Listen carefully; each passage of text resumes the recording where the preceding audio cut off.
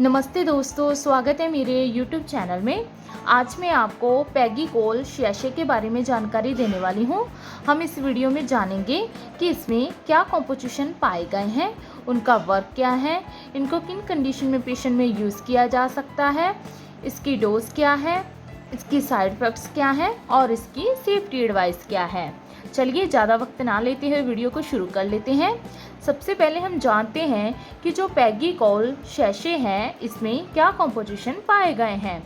पैगीकोल जो शैशे है इसमें polyethylene glycol, sodium chloride, sodium bicarbonate and potassium chloride पाया गया है। इसे हम ऑरल सॉल्यूशन या फिर शैशे भी कहते हैं। इसमें जो पॉलीथाइलिन ग्लाइकोल है ये 13.125 ग्राम पाया गया है। बाकी इसमें इलेक्ट्रोलाइट्स पाए गए हैं जैसे कि sodium chloride, sodium bicarbonate and potassium chloride. इसके प्राइस की बात करें तो इसका जो प्राइस है वो है मात्र 93 रुपीज़ और ये मोदी मंडी फार्मा कंपनी द्वारा मैन्युफैक्चरिंग की गई है। चलिए अब हम इसके वर्क के बारे में जान लेते हैं कि इसमें जो कॉम्पोजिशन पाए गए हैं उनका वर्क क्या है। पैगीकोल शैशे एक आइसोऑस्मैटिक लैक्सेटिव है जिसमें कि polyethylene glycol, sodium chloride, sodium bicarbonate and potassium chloride पाया गया है। इसमें जो पॉलीथाइलिन ग्लाइकोल है इसका क्या काम है, ये एक लैक्सेटिव है और ये लैक्सेटिव होने की वजह से गट में मीन्स हमारी अंतड़ियों में ऑस्मैटिक जो अफेक्ट होता है उसको बढ़ा देता है, जिससे कि जो ल्यूमन में पड़ा हुआ वाटर है वो स्टूल को सॉफ्टन कर देता है और ये प्रमोट करता है वॉवल मूवमेंट को, मीन्स हमारी जो पेरिस्टालसिस मूवमेंट होती है उनको ये बढ़ा देता है, जिससे कि जो स्टूल है वो ईजिली पास हो जाता है। और इसमें जो इलेक्ट्रोलाइट पाए गए हैं जे गट में हमारी अंतड़ियों में सोडियम, पोटाशियम और वाटर की जो कमी होती है उन्हें लॉस नहीं होने देते हैं। चलिए अब हम इसके यूजेस के बारे में जान लेते हैं कि जो पैगीकोल शैशे है इसका यूज़ किन कंडीशन में पेशेंट में किया जा सकता है। पैगीकोल शैशे का यूज़ क्रॉनिक कॉन्स्टिपेशन मीन्स किसी पेशेंट को सीवियर से सीवियरली कब्ज हो चुकी है उसमें इस शैशे को दिया जा सकता है। जहाँ फिर पेशेंट को फीकल इम्पाक्शन क्या होता है, जब किसी पेशेंट का जो स्टूल है वो हार्ड हो जाता है और वो कॉलन और रेक्टम में लोड हो जाता है तो उसमें इस शैशे का यूज़ किया जाता है। जे स्टूल को सॉफ्टन करके इसको ईजिली निकालने में हेल्प करता है। जहाँ फिर इसको इरिटेबल बॉवल सिंड्रोम, ये क्या होता है, ये अंतड़ियों की एक बीमारी होती है जिसमें कि पेशेंट को कब्ज की वजह से मल करने में बेचैनी होती है, पेट में दर्द होता है और जो गट होता है, अंतड़ियाँ होती हैं उनमें इन्फेक्शन हो जाती है।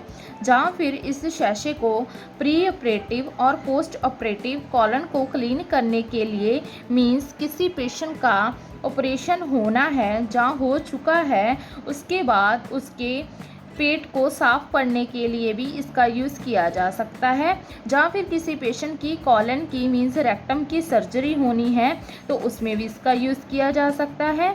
इसके बिना इस शैशे को प्री नेटल और postnatal mothers means pregnancy में, जहाँ फिर प्रेगनेंसी के बाद ब्रेस्ट फीडिंग मदर में भी इस शैशे का कब्ज के लिए यूज़ किया जा सकता है।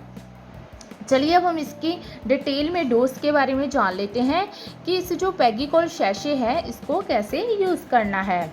जो पैगीकोल की डोज और ड्यूरेशन है जो पेशेंट की एज, सेक्स और डिसीज़ कंडीशन पर डिपेंड करती है।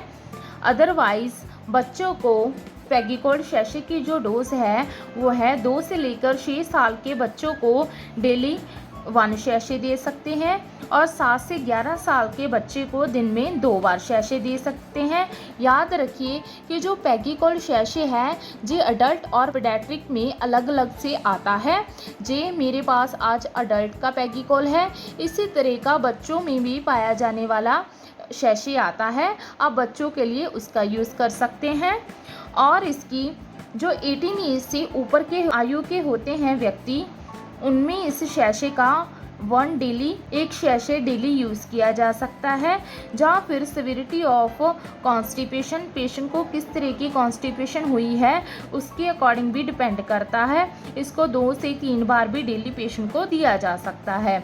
इसके बिना जो फीकल इंफेक्शन होती है, मीन्स किसी पेशेंट को हार्ड स्टूल हो चुका है या फिर उसकी सर्जरी होने वाली है, तो उनमें इसके जो 12 शैशे होते हैं, मीन्स 12 शैशे होते हैं, उनको 750 ml 750 ml वाटर में डिल्यूट किया जाता है। उसके बाद उसको रेफ्रिजरेटर में रखा जाता है और उसको पेशेंट ने 24 आवर में ख़त्म करना होता है। और इसका जो 1 शैशे है, इसको आप 60 ml water means quarter of glass में घोलकर बच्चों और अडल्ट्स को दे सकते हैं। ये जो शैशे है ये शुगर फ्री होता है और ये लेमन लाइम फ्लेवर में आता है और इसमें जस्ट सिर्फ कुछ मात्रा में फ्रूट के पेश टेस्ट के लिए यूज़ किए जाते हैं। चलिए अब हम इसके साइड इफ़ेक्ट्स के बारे में जान लेते हैं। जो पैगी कोल्ड शैशे हैं, इसके साइड इफ़ेक्ट्स हैं अबडमन में पेन होना, नौसिया होना, डायरिया होना या फिर वॉमिटिंग होना। अगर आपको इनमें से कोई भी साइड इफ़ेक्ट्स गंभीर रूप में नज़र आए तो अपने नियरली डॉक्टर के साथ संपर्क जरूर कर सकते हैं। लास्ट में इसकी कुछ सेफ्टी एडवाइस के बारे में जान लेते हैं। इसकी सेफ्टी एडवाइस है, प्रेगनेंसी और ब्रेस्ट फीडिंग में डॉक्टर की कंसल्टेशन के बाद आप इस शैशे का यूज़ कर सकती हैं। इस मेडिसिन को लेते समय भरपूर मात्रा में पानी का सेवन करना है और साथ ही हाई रिच फाइबर डाइट का भी सेवन करना है, जिससे कि जो कब्ज की प्रॉब्लम है वो ठीक हो जाए। और इसके साथ ही आपने फिज़िकल एक्टिविटी को भी ज़रूर करना है। इस शैशे की डोज हर एक एज ग्रुप में अलग अलग से होती है। प्लीज़ डॉक्टर की कंसल्टेशन के बाद ही इसका यूज़ करें। डायरेक्ट सनलाइट से इस शैशे को हमेशा दूर रखें। इसकी खास बात ये है कि जो पैगी कोल्ड शैशे हैं, लेते ही पेशेंट को सीवियरली डायरिया या सडनली डायरिया नहीं होता है। ये हमारे स्टूल को सॉफ्ट बनाकर ईजिली स्टूल पास करने में हेल्प करता है। ओवरऑल जाने तो जो पैगी कोल्ड शैशे हैं, जी किसी भी तरह की क्रॉनिक कॉन्स्टिपेशन में या फिर फीकल इंफेक्शन में, पोस्ट और प्री ऑपरेटिव सर्जरी में, या फिर प्री नेटल और पोस्ट नेटल में, या फिर पेशेंट को इरिटेबल बाउल सिंड्रोम में यूज़ किया जा सकता है। आशा करती हूँ कि आपको मेरी दी गई जानकारी अच्छी लगी होगी। अगर दी गई जानकारी अच्छी लगी हो तो वीडियो को लाइक कर देना, शेयर कर देना और चैनल को सब्सक्राइब कर देना। धन्यवाद।